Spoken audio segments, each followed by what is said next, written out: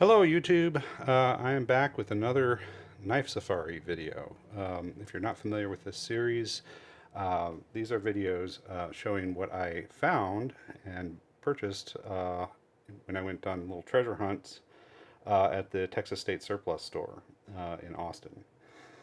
So the Texas State Surplus Store is where knives end up that have been surrendered to the TSA at airport security stops in Texas. So they get new stuff from time to time. It's unpredictable what they'll have, and um, a lot of it ends up in bins that are priced at $3 or $8 or $1. And then they pull out some stuff that they know is worth more than that and price it individually. And guys like me go and dig around in those bins and find some treasures. So that's since it's a hunt for the good stuff, I call this knife safari. Um, the couple of tips that I always give to people if you're going to go to Texas State Surplus Store and look for knives or similar setup somewhere else, maybe in another state's analog. Um, get some cut-resistant gloves because you're going to be digging through bins of knives, some of which are going to have broken blades that don't stay closed, or that people have opened and then couldn't figure out how to close. Sometimes people are unfamiliar with all the different lock types, and so they pull out a knife to look at it and get it open, and then they can't figure out how to get it closed, and they give up and they just chuck it back in there with an open blade. So yeah, protect your hands. You don't want to end up with missing fingers. You also don't want to end up with a bad infection because some of these knives, are, well, none of them have been cleaned. I clean them with 90% alcohol, but they haven't been cleaned when they're in the bins. So yeah, they're some of them are pretty gross. Uh, so gloves. Um, I'll walk you through what I got here in this installment, and tell you a little bit about what I have done to it, if I have done anything to clean it up, which some of these I have done some little repairs or spiff ups. Um, and I'll share with you, to the extent that I know, what I think these things might be worth if you were selling them in a market that was a little bit more of a normal normal price point than what they have at the state surplus store. Um, all right, so I'll start over here. Um, So I've got, and I also want to clarify, this is not one trip to the surplus store. This is some odds and ends that I pulled out of a couple of different trips to the surplus store. Um, there was a bunch of stuff that is duplicate to things I've shown on the channel before, and I figured it would be boring for me to just show you again. So if you haven't seen those other videos, go back, check them out. I've got a whole bunch of knife safari videos, and you can see all those knives that that I have excluded from today's episode for the sake of avoiding redundancy. Um, so I have picked up some of these in the past. These Gerber Model 500 knives. It's just a simple lock back. This time I picked up another one, and they had a 600, which is quite a bit bigger. Um, and I'm pretty sure that they've got other sizes of these as well. Uh, and they go for, sometimes you find them in the $3 bin, sometimes you find them in the $8 bin. Uh, and it seems like a pretty decent little lockup. It's USA made. Steel's probably nothing special, probably 420.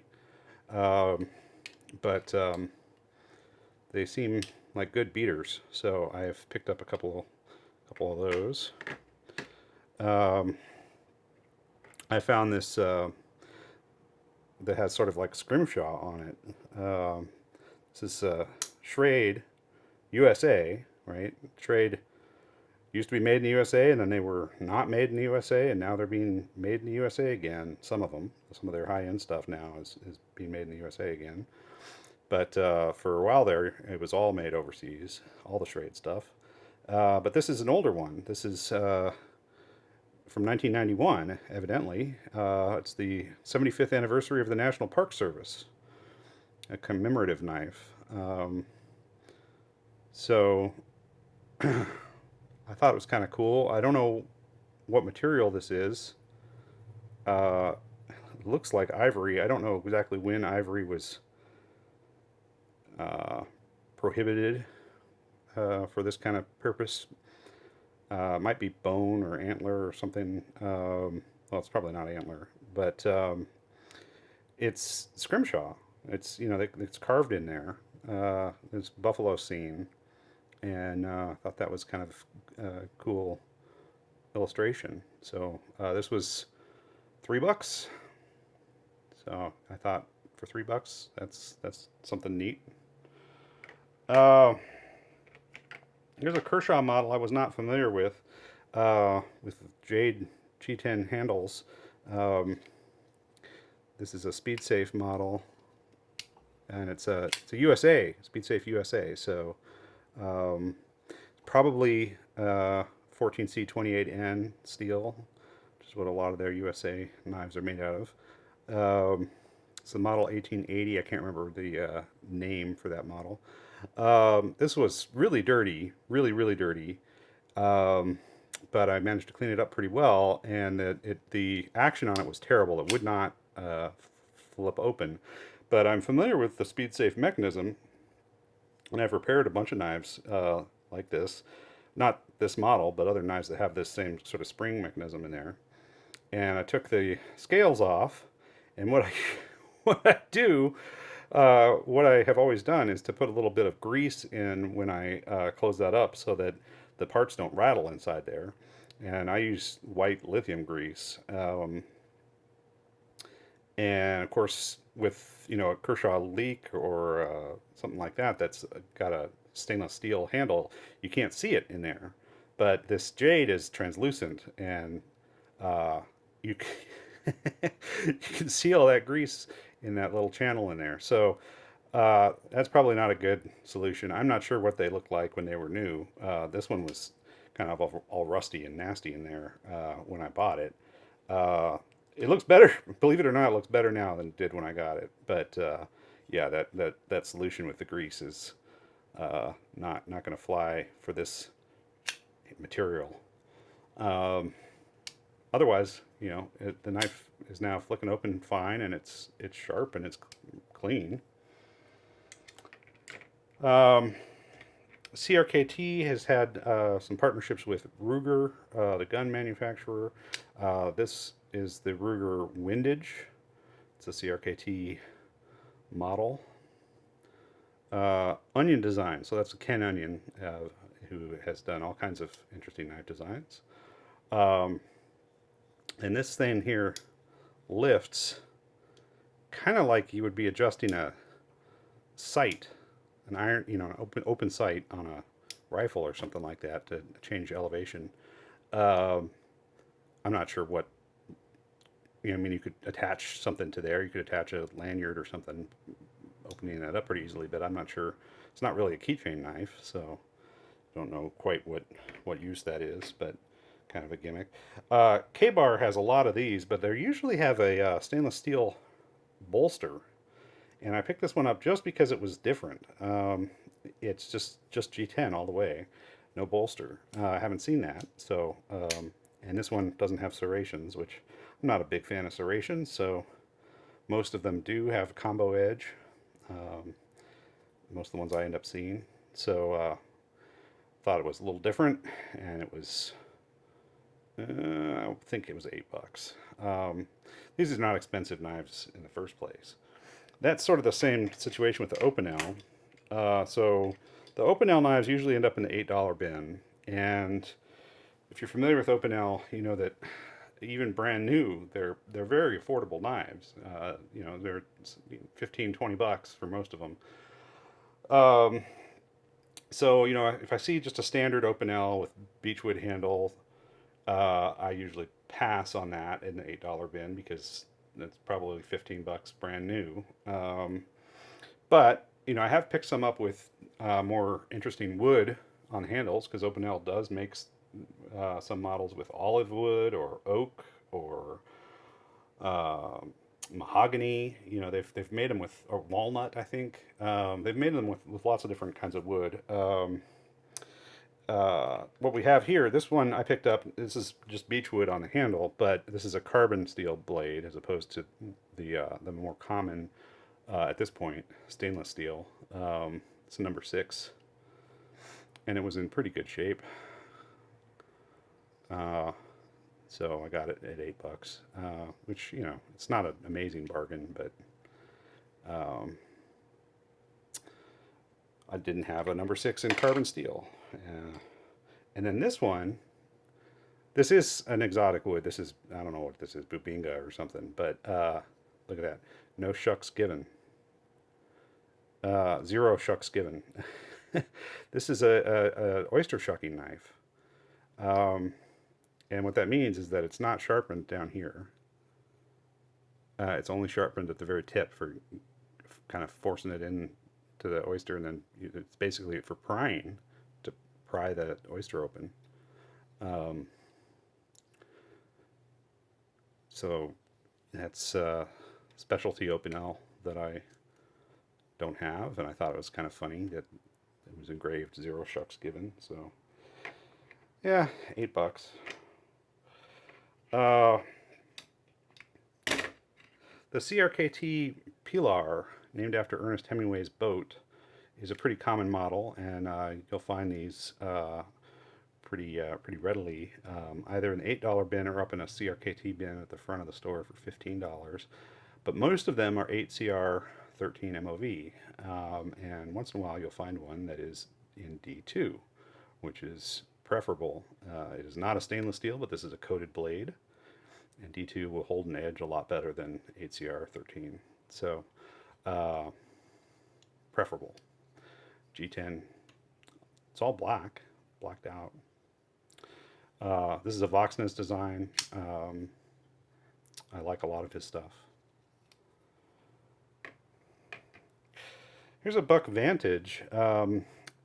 Whenever I see a Buck Vantage there, I take a good look because a lot of them are in S30V, which is a bargain if you're going to get these in the $20 bin of Buck knives at the front of the store there. Because they go for, I think new, they're more in the $100 ballpark.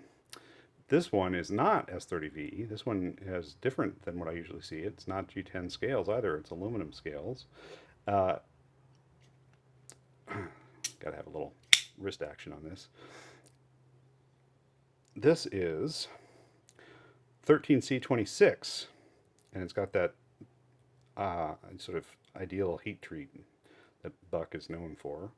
13C26 is Sandvik's version of AEBL, which is a steel that was designed originally for razors, and it's just fabulous. It's just an excellent knife steel. Easy to sharpen, gets a really fine edge on it. So yeah, this was definitely something I was interested to see. I've never seen it before, and it's a steel that I like. So got that. Benchmade Griptilian. This one is in S30V. Most of the ones you'll see there are a little older, and they're in 154 cm. The S30V stuff gets snatched up pretty quickly. The stuff in 154 sticks around a little longer. Sometimes you'll see it in D2 or 440C. A lot of them have combo edges, which I'm not a huge fan of. The Benchmade stuff, you run the risk that people do counterfeit Benchmade stuff, but I've seen enough of it now that I feel reasonably confident when I'm handling the real thing versus handling something that's suspicious. And the Griptilian, I'm very familiar with that model. I think this is the real deal. I will probably send this to Benchmade and have them sharpen it for me under their Life Sharp warranty, which does not require original proof of purchase. And if they think it's counterfeit, they will confiscate it. That's part of the agreement that you sign when you send a knife in for service. And so far, I have not had any issues with them taking any of my stuff. So it sort of confirms for me that it is legitimate. All right, so DLC coating starting to wear off a little bit there, but that's not a big deal because S30V has good stain resistance. This is an oddball, and this is a little bit broken. I'm going to have to find a new stop pin for this. But this, so the KISS, KISS, is an acronym for something, I can't remember what. But this is a particular variant of it that has two blades. It has the big Tonto blade, and then nested within that, it has, see, it has this other sort of straight back edge, a straight back knife with a more of a slicing profile. It's not so much of a big old wedge like that Tonto blade. And they're both operable with the frame lock, and you can select which one comes out if you use this little flipper tab here to rotate it out. You get the slicer only, and if you use the thumb hole, you end up pulling them both out, but the slicer is nested within the chisel ground Tonto blade. There's the detent. But yeah, I need a stop pin here because this will over rotate. It'll hyperextend. See? Yeah, no good. Cool, but yeah, I'm gonna have to find a stop pin that'll fit that. This thing, this was a really cool find. Unfortunately, it does have somebody's name engraved on it. And I might try and polish that out. I'm not sure if that would be a wise endeavor or not, but this is a SOG that was made in Seki City. So, you know, Seki City is one of the cutlery centers of the world. You know, Spyderco makes their Japanese knives there, and Mkusta is based there. There's a lot of good cutlery being made there still. SOG had some of their stuff produced there for a while. I don't think they use facilities there anymore, but this older vintage stuff, sometimes you can find Seki City SOG stuff. And this is laminated steel. This is a VG10 core with probably VG2 sandwiched on the outside of it. You can see the laminate line there from where the sort of sandwich of the outer blade steel and comes in up against the edge of the harder blade steel in the center. So we get tougher steel on the outside and harder steel on the center. So we get the good edge retention, and then we also have some resistance to snapping. And this is Margaret. I don't know. Maybe I'll try and sand that off. Maybe I'll just say that this knife is named Margaret. What appears to be an inlay of carbon fiber there, which was probably a pretty exotic material when this thing was new. Yeah, cool. This was made right up the road for me. So I had to look this up. I was not familiar with this LPSC, but Lost Pines Supply Company, I believe is what that stands for. And Lost Pines is a state park area in Texas here that's not very far from Austin. And so these guys were set up in that vicinity, and they were making knives and other outdoor gear it looks like the last updates on their social media and stuff are from 2020, so I don't think they're around anymore. And I don't know what kind of steel this is. Maybe D2? It's an interesting blade profile, kind of a modified sheep's foot sort of a thing. And it's, it used to have these white lines on both sides. Looks like it wore off on this side, rubbing against pant leg or pocket or something. I guess it would be against the pant leg if they were carrying it with the, yeah. Boy, it just looks like whiteout or something. Maybe I could draw that back in. I don't know. Probably screwed up. But it was, I think this was $3. A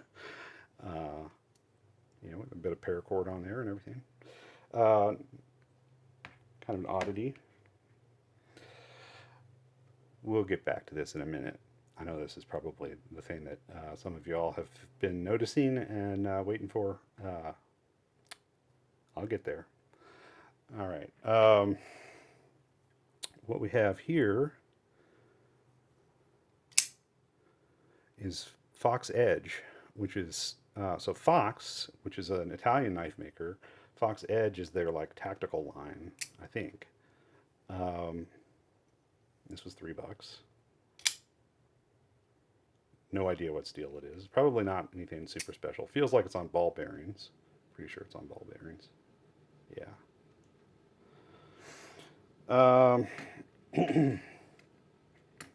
This is just a Milwaukee, but it's Milwaukee Hardline, and this is in D2 tool steel. So this was $3.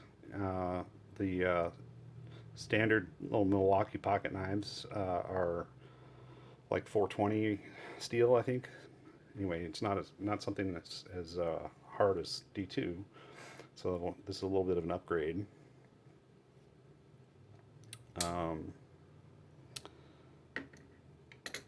There's a USA-made Gerber. Right, it's got the Gator texture. I'm not sure if this is in the Gator series, but it's got that rubberized overmolded handle. Very grippy. Smaller than a Gerber Gator, the one that we normally think of. 420 HC, made in Portland, Oregon. Lock back. Okay. This is a discontinued CRKT design. It's got a little thumb disc and it's got a top flipper. Oh, how about that? I actually did it. And it's got a real interesting recurve AF bowl. Made in Taiwan. This was $8.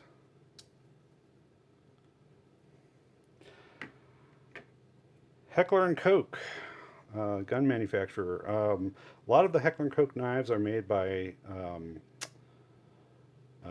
Benchmade. I don't know, and I kind of suspect that these are not, but I'm not sure. I haven't done a lot of research on this model yet, but this is a multi-tool actually. It's got a knife blade, the liner lock, and then it's got like a seatbelt cutter kind of thing, and a a can opener. I suppose you could probably open a bottle with that too.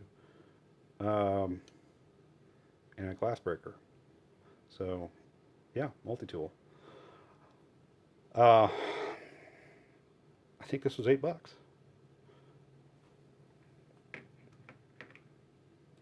This they had pulled aside, and this was like $45. It's an automatic, and I kind of have a little bit of buyer's remorse about buying this because I'm just not that into it. I don't like combo edges that much, and this does have a kind of lock on it. It's snappy enough, but I've got a couple automatics. I'm not that into them.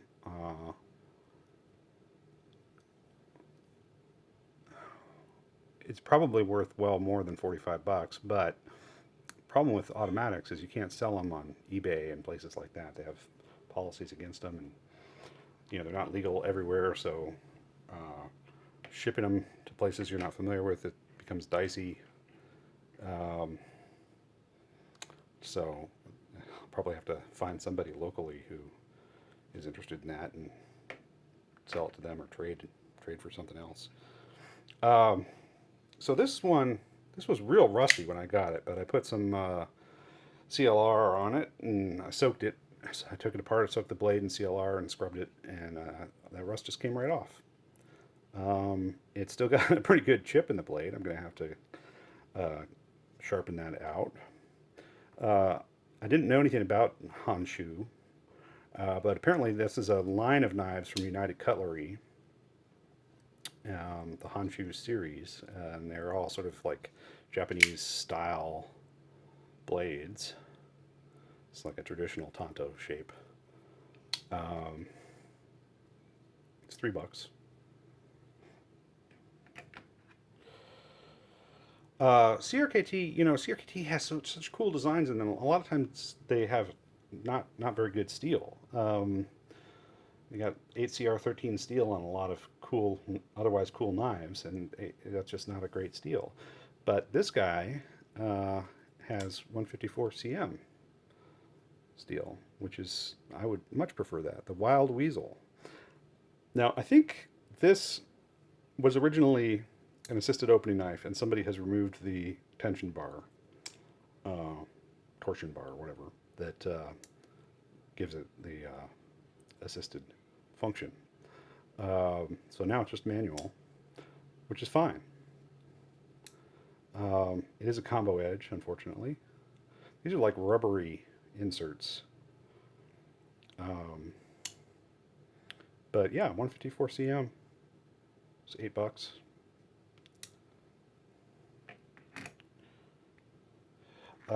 This was $1. This is in pretty good shape. An Eagle Scout. It's not a Swiss Army knife. I think it's a Camillus. Let's see. Yep, Camillus, made in New York, USA. But it's very similar to the Swiss Army Classic without a toothpick and tweezers. It's got a little nail file, and it's got scissors that work fine. So, yeah. I've got a son in scouting. I could clean this up and give it to one of his friends when they make their Eagle Scout rank. He has a little reward, something like that. Again, got the same concern about counterfeits with Benchmade. I talked to the guy who priced this out. They recognize Benchmade stuff and know that it's more valuable than the stuff that goes in the $3, $8 bins, and so they pull out Benchmades and they try and individually price them. But the guy told me that he tosses a lot of the 940 Osbornes because he knows that they make counterfeits. That's a very frequently counterfeited model, and if he sees anything suspicious about it at all, he tosses it. And this is one that passed his BS detector, and yeah, I think it looks right to me. It's a little beat up.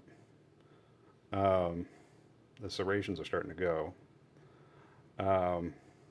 But even if I end up just doing a blade swap on this with one that's got, I've got a couple of other 940s, and the handles on this are in pretty good shape. Not all scratched up as some of them can be. So even if I end up just doing a blade swap on this, it was worth the $75 I paid for it. I think, because what would it cost? What would it cost to get a pair of Benchmade scales? All right. Similar situation here with this Victorinox. Looks good on the outside. This is one of the silver models that are a little bit more desirable, I guess, among collectors. I'm not a big collector of Victorinox, but the most of the tools on this are fine. But the blade has been sharpened to death. Looks like it's been sharpened on a rock or something. But you can pop the scales off of these. There are a few different methods. You can look it up on eBay, or not eBay. You can look it up on YouTube and see different methods that people have for popping the scales off without damaging them. But it's definitely doable, and you can install them on another knife. So I could take one that's got a beat up red handle or broken handle, and I could pop these scales on there. This was $4. So that's, you know, would you pay $4 for a new set of scales? Yeah, I'm sure that's what it would, it would cost you more than that if you're just buying the scales. So that's that. This was $3. This is an Imperial fishing knife, and this thing was in rough shape. The primary blade would open, but it was really rusted, and it's still pitted. But I got the superficial rust off of it, and it was the fish scaler was rusted closed. I had to pry this thing open and clean it up quite a bit, but now it opens and closes with pretty good action. There's no halfway stop on this, but otherwise the walk and talk is fine. I'm not sure how old this thing is. It was made in Rhode Island. Kind of cool looking. I like it. It was $3. Kershaw. These are vintage. These are old, made in Japan Kershaws. Full flat grind, very slicey. I have some of these in other sizes, and so I saw this one in this size, which I didn't have. I've seen some of these pretty beat up. This one's not too bad. It's $3, so I picked it up. All right, now for the pièce de la résistance, or however the hell you say that. Yeah. It's a Spyderco Shaman, which the guys at the store knew it was not something that belonged in a $8 bin, and they just sort of routinely price Shamans whenever they get them, which is once in a while, at $100. So that's what they put the price at on this one. This does have some rust on it. I did try to clean that up a little bit, but that's about as good as it's going to get, I think, without actually sanding it off, which I think I would be in danger of, doing more harm than good if I went after this with sandpaper. But, I scrubbed it with some CLR and, got some of the superficial stuff off. But this is a steel that is expected to patina, so, I'm not too worried about it. This was dull. It sharpened up beautifully. I just sharpened it on actually Spyderco's triangle sharp maker, which is ceramic rod system, and it sharpened up quickly, and it is very sharp now. Yeah, Z-Wear. This was a sprint run, and these were really highly regarded and very much in demand. I think they go now on eBay for closer to like $400, something like that. So getting one at $100, probably pretty good. Probably pretty good.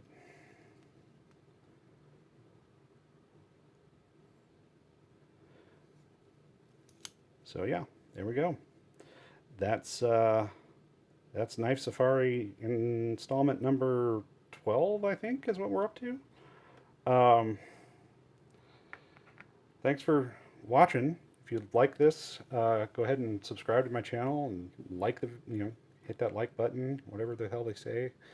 I'll be doing more of this kind of stuff, and go back and look through some of my older videos if you enjoyed seeing this assortment of knives. There's a lot of weird ones that I've come across on my adventures. So I'll see you next time. Thank you. Bye-bye.